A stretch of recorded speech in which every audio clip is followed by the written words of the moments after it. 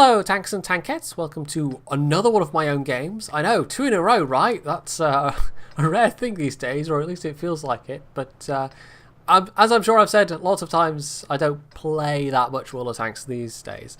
But yeah, this is a slightly older one. It's the AMX 50B, and it's myself, Circumflexes in a 113, and British Secret Service, who is in the Circ clan. So I'm in the 50B, and there's 3 artillery, so that is going to be very much on my mind throughout this entire battle. I'm also just casually ramming into that Skoda T50 because, you know, why not? I'm important and famous, and therefore he needs to make way for me, right? Yeah, good driving there. So, yeah, throughout this entire battle, up until at least the point where those arty may or may not be out of the equation, I'm going to be incredibly cautious of them because arty loves French tanks, especially squashy French heavy tanks. Well, even the French medium tanks are squashy. Things like the Lorraine and the Batchat.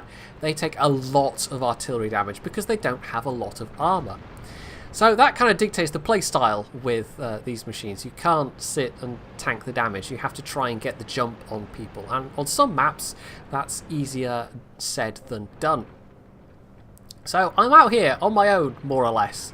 There is a medium tank on the 0 line, but I'm going to have to be a little bit careful because, well, although I've got this clip, the moment I've fired all 4 shots, I'm basically helpless. So I'm not in a particularly good position right now, and I don't like being here, so I actually decide I'm going to back off a bit, because if they just rush down the 9-0 line, I would probably get off my clip and then just rapidly be stuffed after that point. So I'm going to try and get closer to some friendlies.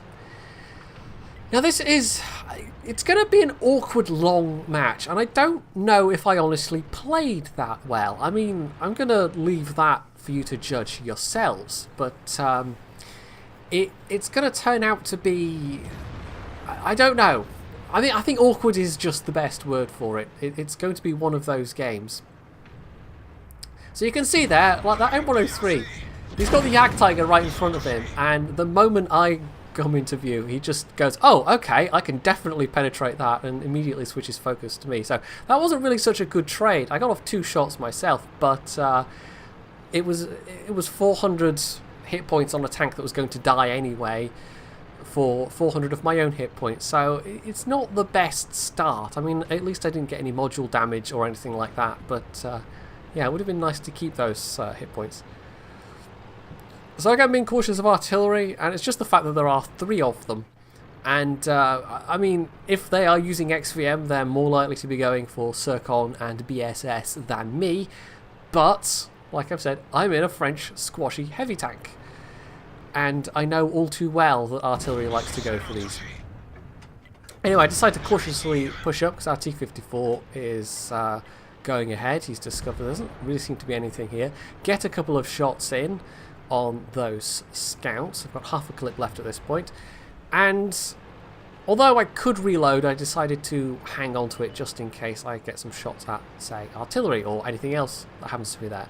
Now, in the meantime, we've lost British Secret Service to an enemy Object 704, and although the enemy team have lost one of their tank destroyers, they've got 2 left, and both of them are going to be particularly tricky to deal with. Now, part of our issue was that I think we had more tank destroyers than the enemy, and so having lost BSS, we've lost basically a big chunk of our armour and hit points at the top of the team. It's now down to Circon and me, and I don't exactly have the armour, even though this is really good tier 10 matchmaking. This is a very tier 9 heavy match.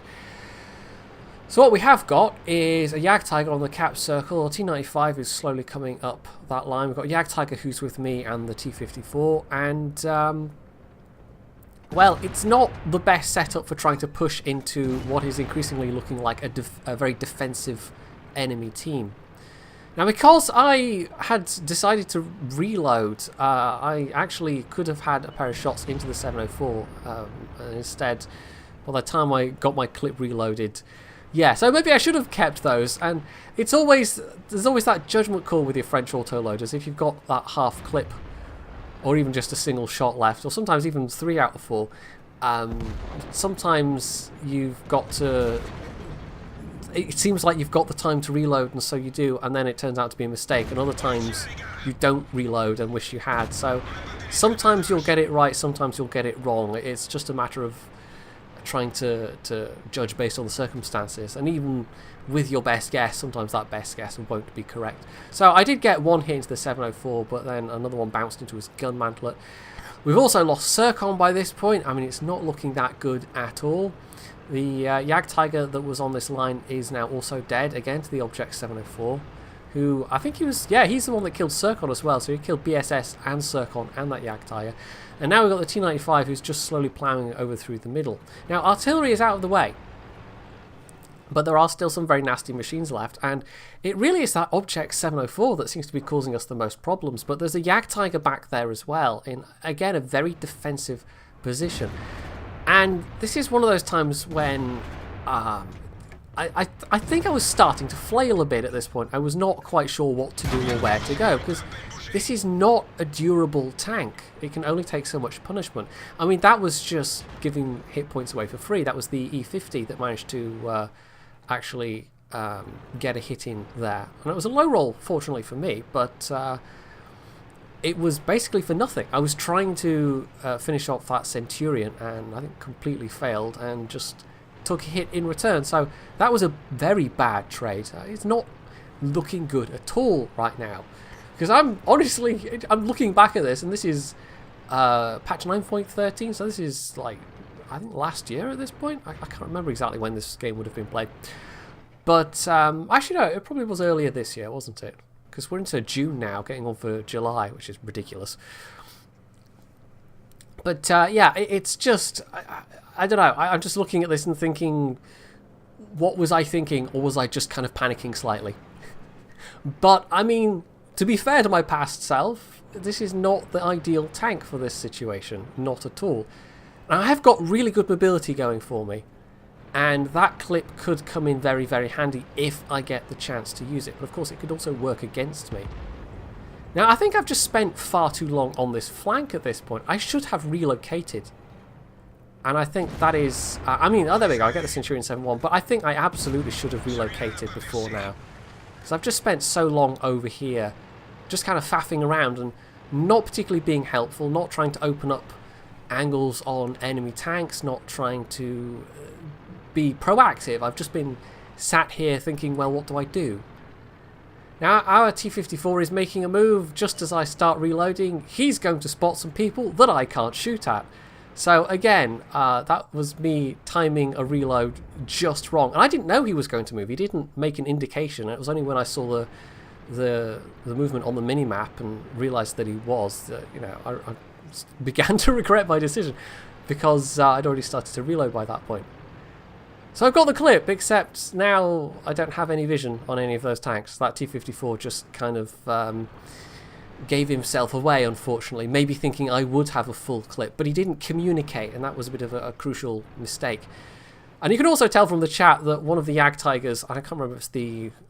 it might be the one that died already, he's severely unimpressed with my performance. And I can't blame him, because I've just spent minutes and minutes now just hanging around here, not doing anything, taking a couple of pot shots here and there. And all I've really done that's been semi-useful is take out that very low health Centurion 7/1. So finally, I think I get it in my head that I need to do something. Just hanging around here isn't going to work. Charging in, as that T-54 did, isn't going to work. So I need to find a different location. I need to approach this from a different way, because otherwise it's just going to be a draw. The last couple of enemy tanks do not seem inclined to push, at least not yet. Sometimes it looks like it's going to be a draw, and then it'll be like the last 2 minutes, and then I'll suddenly start pushing at once. And if that, you know, if it come to that, they probably would have won, because while we still have one artillery who's located himself all the way down on the beach, he's about to get spotted and killed by that E50, and that now just leaves me and the Jagdtiger, so that's 2 versus 4, and the Jagdtiger's not exactly very healthy. So the E50, I'm going to take a chance. I could try and somehow get shots on those 2 tank destroyers that I know are sitting at the enemy cap, or maybe try and get an angle on the E75, who pops up in the middle. I probably could have had him, but I've committed to trying to come out behind the E50 because I'm pretty confident he's alone. I'm also pretty confident that I can clip him, but I've got to be careful. If I muff any of these shots, it's going to be bad. But if I can get the drop on him, I could potentially wipe him out from however many hit points he's got. I think I figured it was enough. So there we go. I get the drop in, the drop on him rather.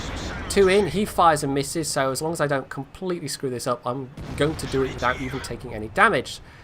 And there we go, shot number 4. So that is the enemy, the last mobile enemy out of the equation. That just leaves the E75, and we know where he was, plus the 2 tank destroyers who have pretty much been in the same place all game. And even now that our artillery is out of the equation, I mean, I can't blame them that much. It was a 3 artillery match. I can't blame them that much for being very, very defensive and wanting to stay very far back at the start. But given that the artillery are now out of the equation, these remaining 3 enemy tanks are not working in concert at all. And that gives us a chance. If we can pick them off one by one, if they continue to just operate independently of each other, if they continue to just ignore what each of them is doing and not work together in concert, then we can do this. We can do this, but it's going to be tricky. So the Jagdtiger is, I mean, I kind of a bit loath to leave him alone, but he's got enough health that he can survive at least a hit from the E75. And I really want to try and get an angle on one of these tank destroyers or the E75, but the problem is, how do I do that? Because we're running short on time, so there's not that much kind of room to maneuver in terms of running halfway around the map. I can't, for instance, go round to the beach and come up behind them. There just isn't time for that, even with the speed of the E50, the AMX 50. But, well, it depends, because if they want to win, they've got to make a move, and it turns out they are starting to make a move. So there's their Object 704. Because if they want this to not just be a draw, they've got to do something themselves. There's not really enough time to cap this one out. None of their tanks are quite fast enough. So they've got to push into us. Now, as you can see, the Jagdtiger and the E75 trade. The enemy Jagdtiger comes in to try and get a side shot on me, but I am able to kill him. That's fine, he was a one shot. Then I get an incredibly lucky bounce from the 704. I could have survived that, but unfortunately I didn't. Now, I had an unlucky bounce on the 704 there. I maybe could have aimed it slightly better, but he gets away with just a slither of health, and I've got to reload once again. But I know where he is. He's backing off, so this gives me a chance to go after the E75, who is going to be low health at this point. Unfortunately, it's not going to be quick enough to save my remaining teammate, the Jagdtiger. And although the E75 is a one-shot, if I take a hit from him, that might leave me as a one-shot for the Object 704. And vice versa, if I'd gotten hit by the Object 704, if that shell hadn't bounced, and it must have hit the front of my turret, or even the gun, would you call it a gun mantlet on this tank? But anyway, the surround, whatever it is, the bit where the gun comes out of the turret, it may be hit there, and it was obviously as I was coming over, so it was at a fairly extreme angle. But anyway, yeah, if I'd taken that hit, this would be a little bit scarier. Anyway, I get the drop on the E75, that's fine, and then I reload. And I don't know why I did this, and I think Seafalcon probably shouted at me in the TeamSpeak for doing this, because it's just such a boneheaded move. It's just one of those, like, reflexes. I know I'm going to go and engage the Object 704, so I might as well have a full clip, right? Except there's a minute left.